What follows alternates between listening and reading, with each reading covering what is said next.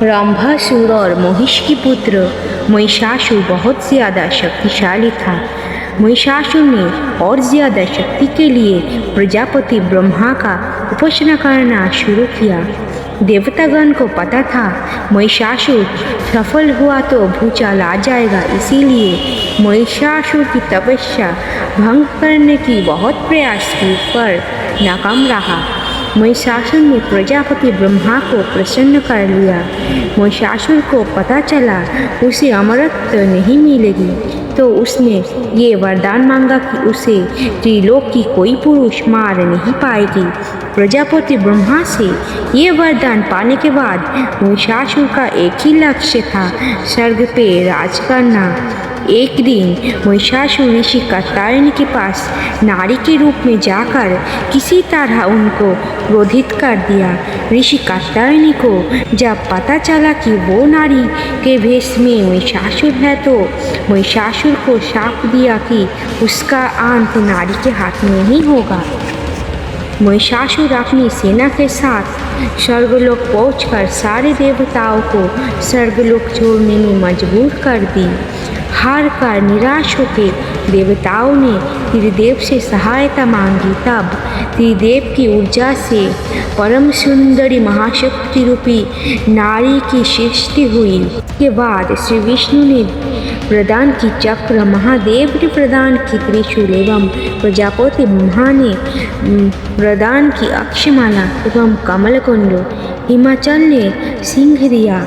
सारे देवताओं ने भी अपनी अस्त्र शस्त्र महाशक्ति महामाया को निवेदन किया। उसके बाद देवताओं ने महाशक्ति महामाया को आभूषण से सज्जित किया और महिषासुर को संहार करने की प्रार्थना की। महादेवी ने सबको आश्वस्त किया। इस बात से अनजान महिषासुर को क्या पता कि उसकी अंत की सूचना हो गई है। कुछ समय बाद जब असुर सेना से महिषासुर को पता चला, देवताओं ने महिषासुर के अंत के लिए एक नारी को भेजा, तो अहंकारी महिषासुर को बहुत हंसी आई। उसने अपनी सेना को भेजा महाशक्ति का अंत करने के लिए। महिषासुर को क्या पता कि ये कोई साधारण नारी नहीं, महाशक्ति रूपी देवी महामाया है। देवी महामाया सारे असुर सेना को परास्त किया।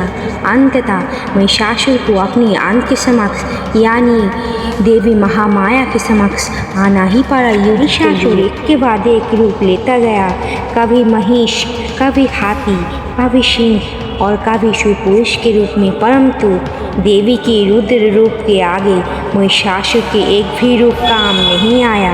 अंततः महिषासुर ने अपने असली रूप में ही युद्ध करने की ठान ली। युद्ध के बीच में एक ऐसा क्षण आया कि माता ने मधुपान करने लगी। ये देखकर महिषासुर जोर जोर से हंसने लगा।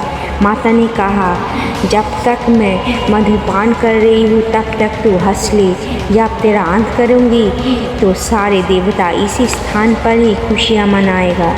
इसके बाद देवी महामाया ने महायुद्ध के साथ महिषासुर का अंत किया।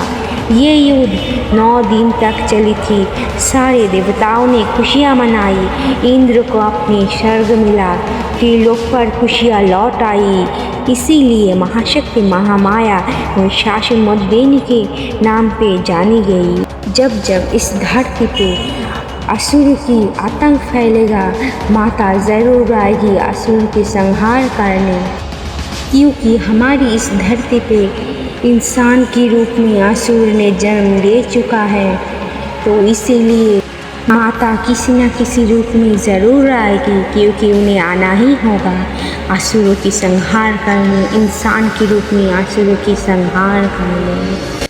थैंक यू मेरी वीडियो को आखिर तक देखने के लिए। अगर आपने मेरी वीडियो को सब्सक्राइब नहीं किया तो प्लीज़ सब्सक्राइब करें, और जिन्होंने भी मेरी वीडियो को सब्सक्राइब किया उनको कहना चाहती हूँ थैंक यू।